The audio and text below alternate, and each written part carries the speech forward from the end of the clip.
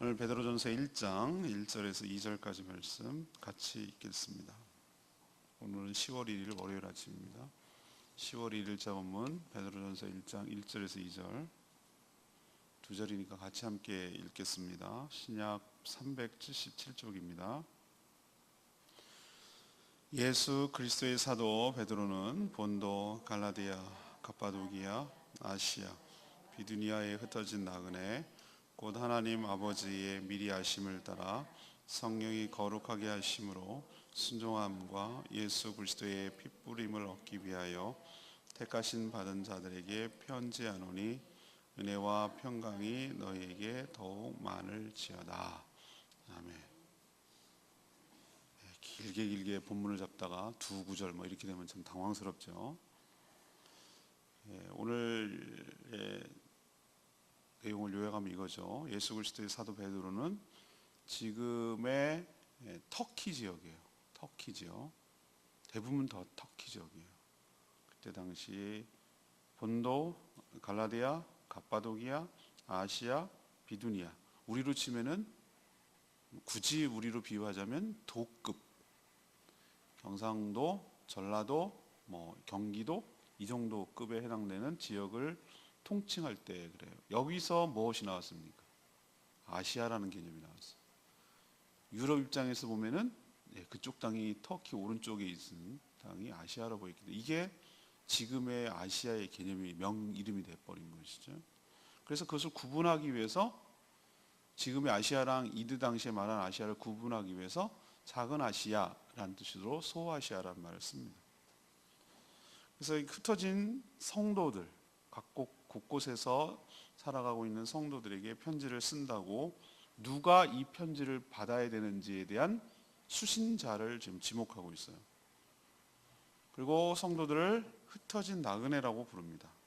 또 성도는 하나님의 택하심과 성령의 거룩하심, 예수 그리스도의 속죄하심을 통해서 새롭게 거듭난 자라는 것을 이야기하고 있어요. 또 하나님이 주신 많은 은혜와 평강이 넘치기를 문안하고 인사하고 있어요. 오늘은 1, 2절에 해당되는 것은 편지 앞부분이기도 하고 우리가 치면은 문안 인사에 해당되는 것이에요. 저도 옛날에 그렇게 써야 되는 건 줄 알고 기체후 일양만강하옵시며 이렇게 썼어요. 난 그게 무슨 뜻인지도 몰랐어요. 그냥 부모님께 할아버지께 쓰는 건 그렇게 시작해야 되는 건 줄 알았어요. 우리도 편지를 쓸 때 안녕하십니까? 그러면 대부분 그렇게 시작하는 거는 선거 홍보하기 위해서 주로 나한테 보내는 거거든요. 그러니까 그 문구가 아주 전형적인 문구가 있어요. 이 패턴도 그런 패턴이에요. 이 편지를 누가 받아야 되는지, 누가 썼는지 그렇게 밝히고 그다음 뭘 밝히냐? 우리도 평안을 빕니다. 주님의 이름으로 평안을 빕니다. 이런 식으로 그 정형화된 문구가 들어있는 거예요. 그게 바로 은혜와 평강이 너희에게 더할지어다. 이런 표현이 크리스찬으로서 주로 쓰는 표현 인사 방식이었어요. 그러니까 오늘은 문안 인사를 이야기하는 겁니다. 근데 이 안에 여러 가지 많이 담겨 있어요. 특히 아까 제가 방금 말했듯이 성도의 정체성이 무엇인가, 성도를 누구라고 부르는가, 이것이 오늘 질문이기도 해요. 첫 번째는 오늘 표현 2절에 나오겠죠. 1절에 나오지만 천국을 본향으로 둔 나그네들이다라는 것을 알 수 있어요. 예수 그리스도의 사도, 누구의 사도요? 예수 그리스도의 사도라고 표현하고 있습니다. 본인을 소개할 때 처음에는 제자였죠. 수제자. 그렇지만 예수님이 부활승천하시고 난 다음에는 곳곳에 교회를 세우라고 파견한 사도의 역할을 지금 베드로가 감당하고 있어요. 이미 살아생전에 베드로가 순교하기 전에 여러 곳에 복음이 퍼져 있다는 것을 알 수 있어요. 근데 여기 있는 사람들이 유대인인지 이방인인지는 잘 몰라요. 섞여일 수도 있고 흩어진 유대인 출신의 기독교인일 수도 있고 지금의 터키 땅 저도 이렇게 돌아봤거든요. 이 흩어져 사는 성도들에게 편지를 쓰면서 지금 안부 인사를 하고 있습니다. 본도, 갈라디아, 갑바도기아, 아시아, 비두니아 우리는 잘 명칭을 모르겠는데 하나 눈에 띄는 게 있죠? 갈라디아. 왜 갈라디아가 띕니까? 갈라디아서를 생각하니까. 이 편지들에게도 다 썼을 거예요, 나름대로. 만약에 그 편지가 남았으면 뭐 갑바도기아서 이렇게 했겠죠. 거기에 편지를 썼을 거라고 추정하는데 이것은 돌려보라는 뜻이에요. 돌려봐라. 이렇게 쓰면 이렇게 많은 수신자들이 있다는 얘기는 하나 보고 다음 건네고 하나 보고 건네고 이런 의미가 담겨 있어요. 옛날에는 카피가 안 되니까. 이렇게 지역이 흩어져 살았지만 공통점이 하나 있어요. 바로 오늘 1절의 표현대로 흩어졌지만 뭐라고 표현하고 있죠? 나그네라고 표현하고 있어요. 이들은 지금 만약 유대인 출신이라면 고향 땅인 어디를 떠났습니까? 유대 땅을 떠나서 지금 이방인들이 살고 있는 땅에 지금 흩어져서 살고 있죠. 마치 우리가 일제시대 때 연해주 만주벌판을 흩어져 지내고 또 러시아 소련한테 잡혀가지고 저 중앙아시아까지 강제로 이주당했던 카레이스키 고려인들의 삶처럼 말이죠. 어쩔 수 없이 사탕 농장에 팔려가서 하와이에 가고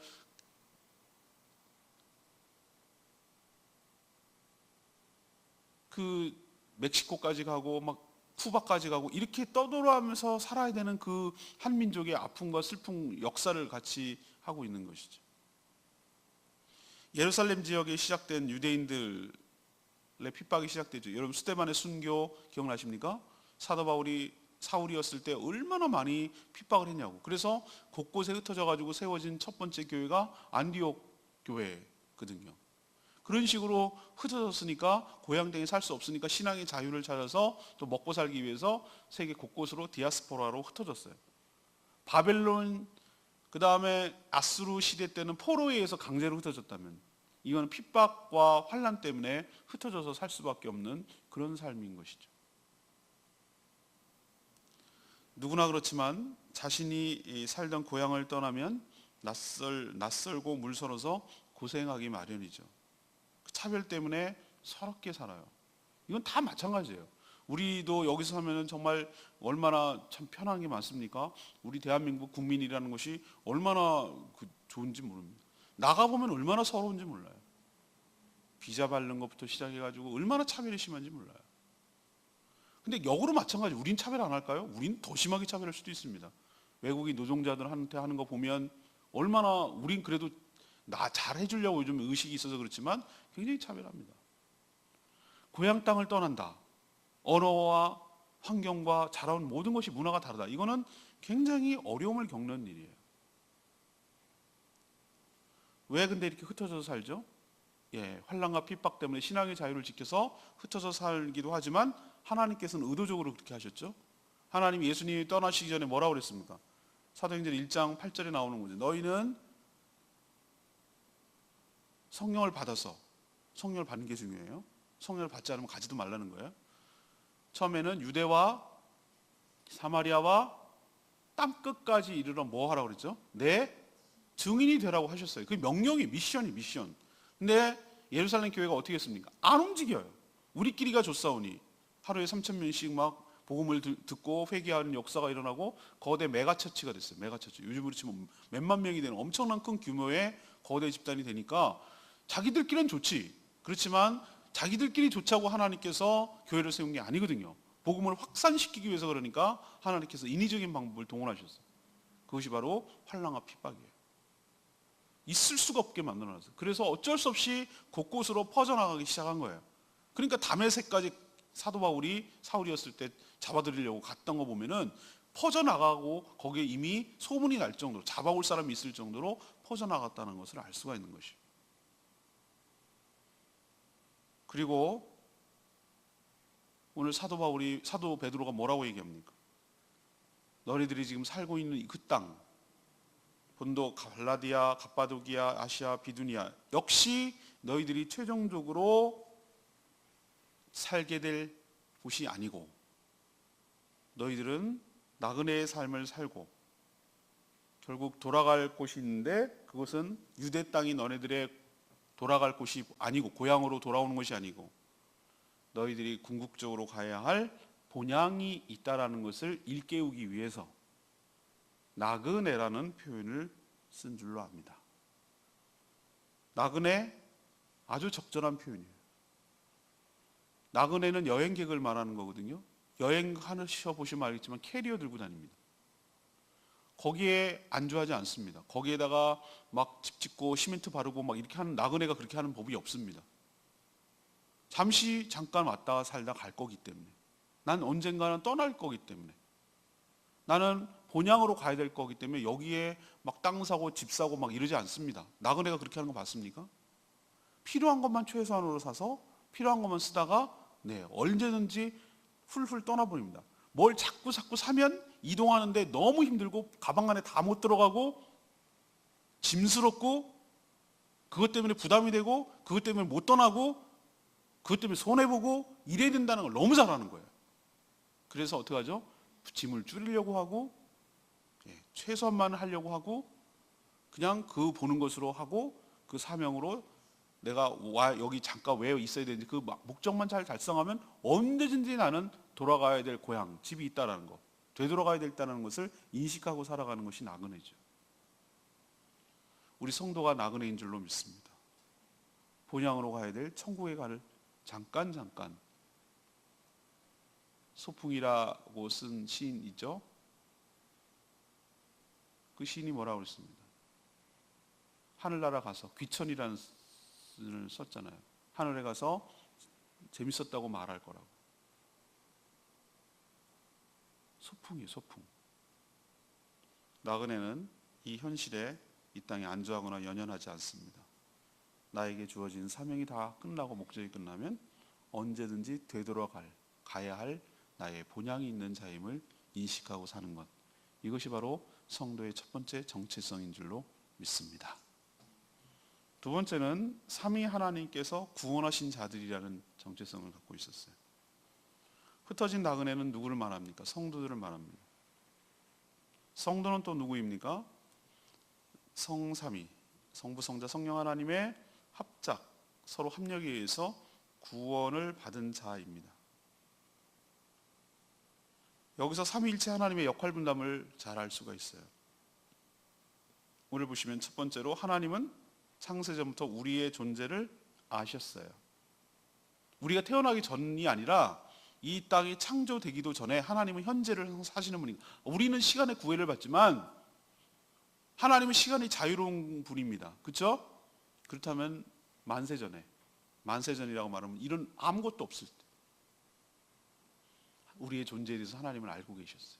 알고 계셨다는 얘기는 우리가 태어나기 전부터 많은 사람들 중에서 우리를 하나님의 백성으로, 자녀로 선택했다는 뜻이에요.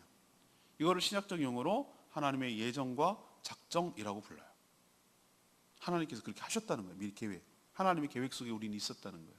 때가 되어서 우리는 내 발로 교회 왔는데요? 아니요. 하나님의 예정과 작정이 있었어요. 성령님은 그럼 뭐 하십니까? 지금 역할 분담에 대해서 얘기하는 거예요. 그렇게 우리를 택한 자들을 감화시키고 또 마음에 감동을 주셔서 하나님이 제시한 구원의 복음, 곧 예수 그리스도를 믿어지도록, 그리고 그 말씀에 순종하도록 이끄셔서 구원을 받도록 하신 줄로 믿습니다. 난 내가 믿은 줄 알았죠? 아니요. 성령님의 역사, 성령님의 감화 감동, 성령님의 인도하심 때문에 내가 믿어지도록, 마음이 열리도록 하나님께서 역사하신 줄로 믿습니다. 이게 성령님 때문에 내가 믿게 된 거예요. 그럼 예수님은 무엇 하셨습니까? 성령님께서 하시는 일 중에 또 하나가 있어요. 거룩한 존재로 예수님을 닮아가게 만들고 최종적으로 구원을 완성하시도록 이끄시며 구원의 보증이 되어주시는 분이 성령님이에요. 예수님은 바로 구원의 근거가 되는 십자가의 죄사함을 통해, 죄사함을 위해서 십자가의 대속의 죽음을 죽으셨어요. 그리고 지금도 우리를 위하여 중보하셨어요. 그의 핏부림, 그 보혈의 능력 때문에 우리를 죄와 사망과 사탄의 권세에서 해방시켜줘서 구원하여 주신 줄로 믿습니다. 그래서 우리가 하나님을 누구라고 부르게 만들었다고요? 아버지라고 부르게 만들도록. 그래서 하나님의 아버지라고 부르면 우리가 하나님의 뭐란 뜻이에요? 자녀란 뜻이잖아요. 거듭나서 자녀가 되도록 하는 축복을 주셨어요.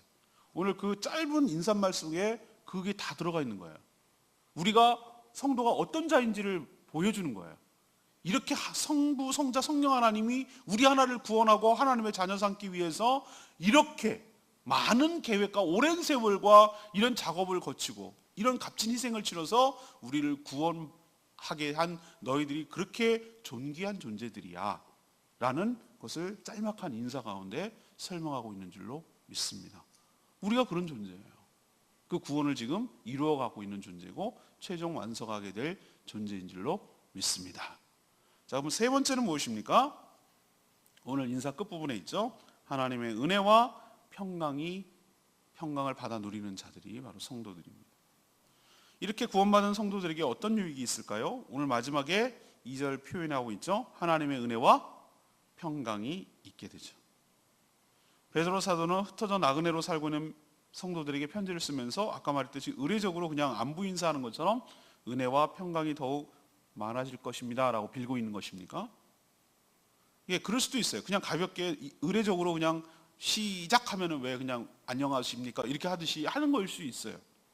근데 왜 그게 의례적으로 굳어졌을까요? 그런 것이 익숙해졌기 때문에, 그렇게 하는 것이 모든 사람이 동의가 됐기 때문에, 그런 거 표현하는 것이 가장 일반적으로 라고 생각했기 때문에 많은 사람이 쓰다 보니까 굳어진 거 아니겠어요? 우리도 보면은 성도들이 주로 할 때 뭐라고 씁니까? 저도 그런 표현을 많이 씁니다. 주 안에서 평강을 빕니다. 제가 오늘도 이메일 보내야 되는데 우리 소식지 다 이제 보내야 되거든요. 이메일을 보낼 때 뭐라고 합니다. 주 안에서 평강을 빕니다. 그럼 맨 끝에는 뭐 사랑하고 축복합니다. 뭐 이런 의례적인 표현인데 그냥 입에 발린 말입니까? 아니요. 그 말이 너무 마음에 공감이 가고 그 말이 동의가 되니까 그런 말 쓴 것 아니겠어요? 그러나 저는 의례적이라고 생각하지 않고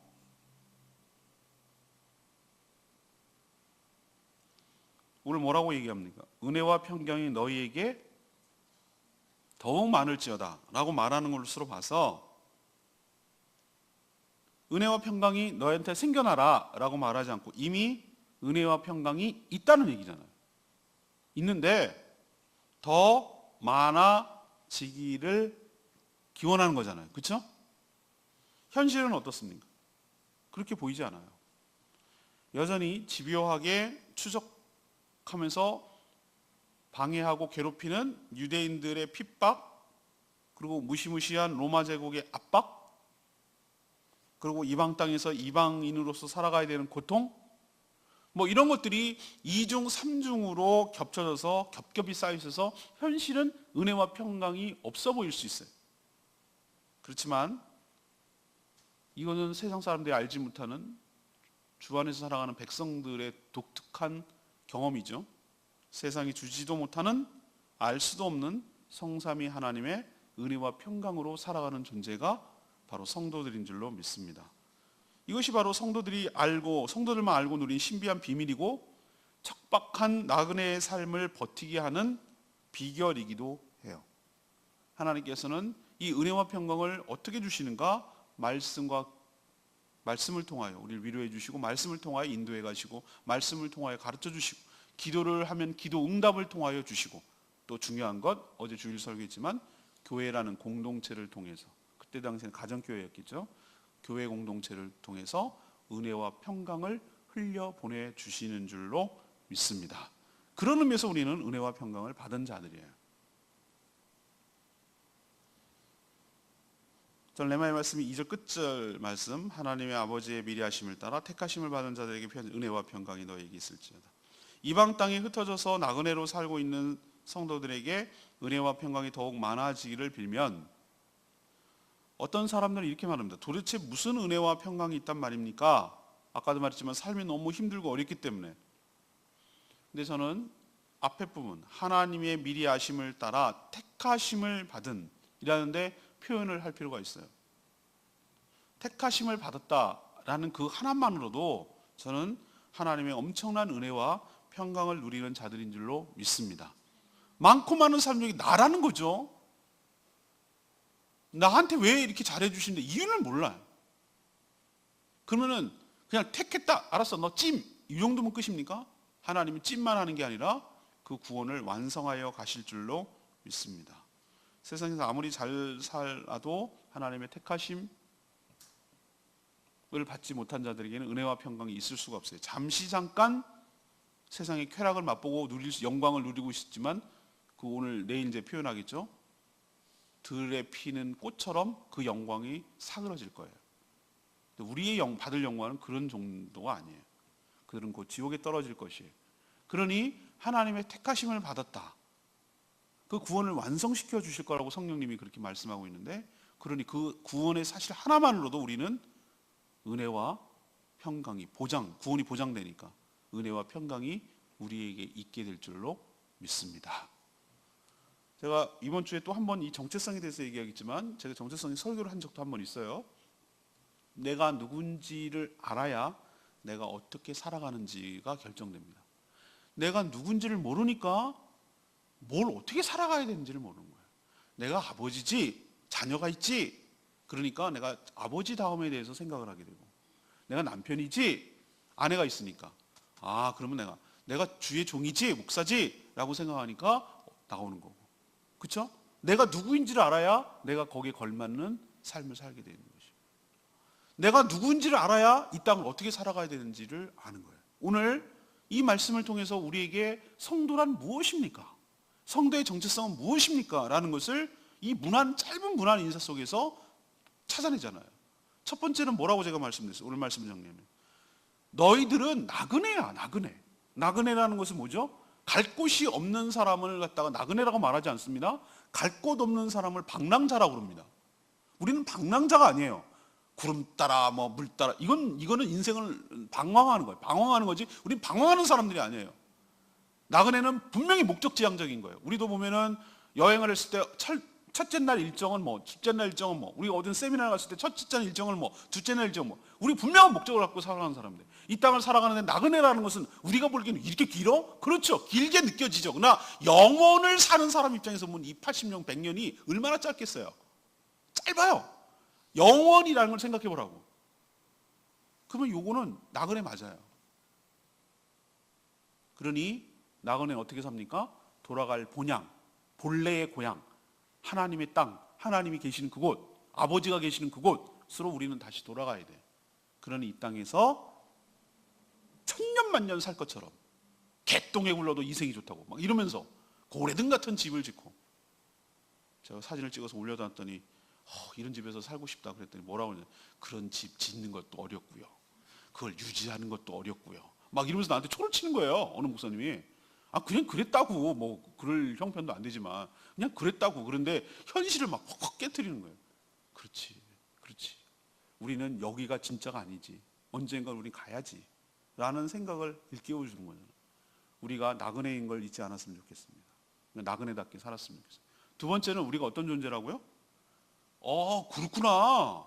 우리는 성부, 성자, 성령 하나님이 세 분이 합력을 해가지고 우리를 구원시킨 정말 귀한 존재구나. 하나님은 예정하고 작정하시고 성령님 우리를 감화감동시키고 이끄시고 믿어지게 하시고 구원을 보증하시고, 예수 그리스도는 우리가 구원을 받을 수 있도록 십자가에서 대속의 죽음을 죽으시고 우리를 위하여 중보하시고 죄사함과 속죄함의 근거를 만들어 주시고 우리에게 왕처럼 이끌어 가시고 우리가 닮아가야 될 삶의 모델을 제시하시고 완벽한 인간의 전형적인 모델을 닮아가야 될 그 방향을 제시해 주시는 분, 이 세 분의 협력 때문에 우리가 구원이 보증되고 완성되고 그렇게 될 거예요. 얼마나 귀한 존재예요. 삼위 하나님 움직였다는 거예요.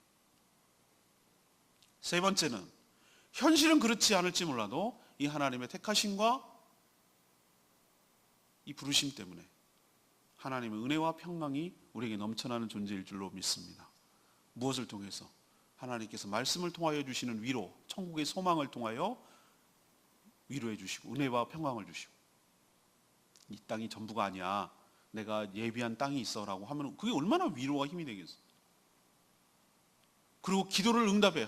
정말 힘들고 어렵지만 기도를 했더니 하나님께서 응답해 주시는 걸 통해서 위로와 은혜를 경험하게 하시고, 난 정말로 그와 같이 외롭고 힘들고 아무도 내 편이 되어주고, 어떨 때는 정말 내 가족이 내 편인가 라고 생각될 때도 있지만 웬걸 이런 교회 공동체를 주셔가지고 피는 한 방울도 안 섞였지만 예수님의 피 때문에 서로 형제 자매라고 고백하는 이 교회 공동체를 중에서 진짜 일가 친척 피를 나눈 형제들보다도 자매들보다도 훨씬 더 가깝게 지낼 수 있는 그런 관계를 통해서 우리에게 주신 은혜와 평강을 어떻게 설명할 거냔 말이에요.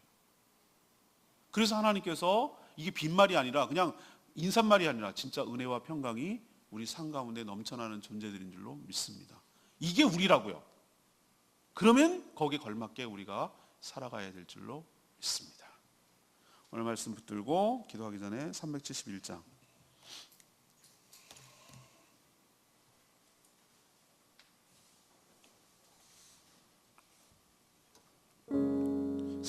찬양집 371장입니다. 나의 아내 거하라.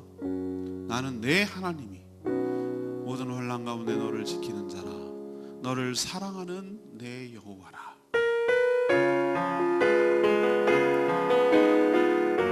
나의 아내 거하라.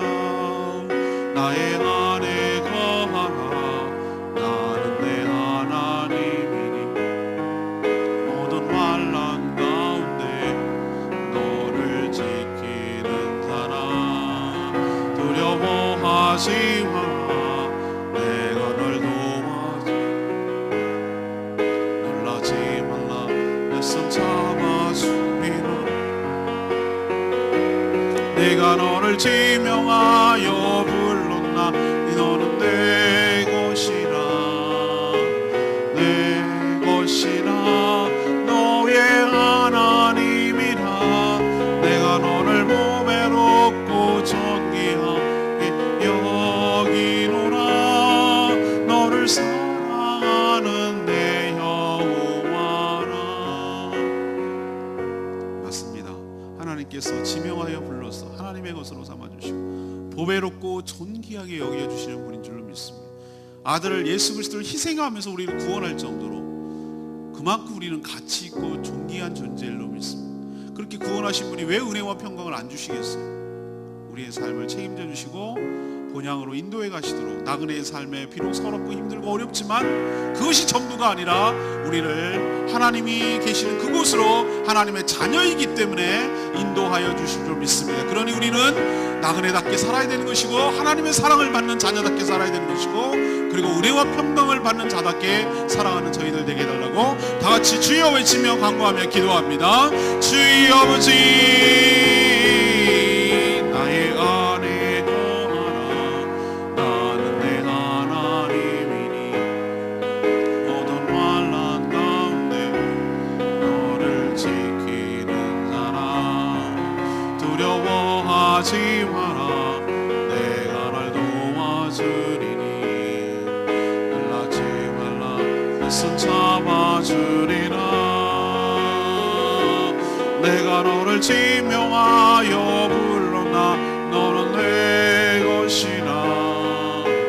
내 것이라. 너의 하나님이라. 내가 너를 몸에 놓고 존귀하게 여기노라. 너를 사랑하는 내 여호와라.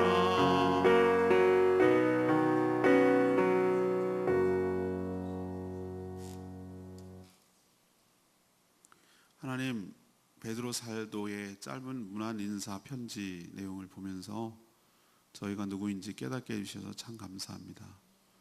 비록 지금은 세상이라는 땅에 나그네로 그것도 흩어져서 살아가는 미약하고 비천한 존재처럼 보이지만 영광스러우신 성삼위 하나님의 놀라운 합력과 합작으로 구원을 받은 존재임을 믿습니다.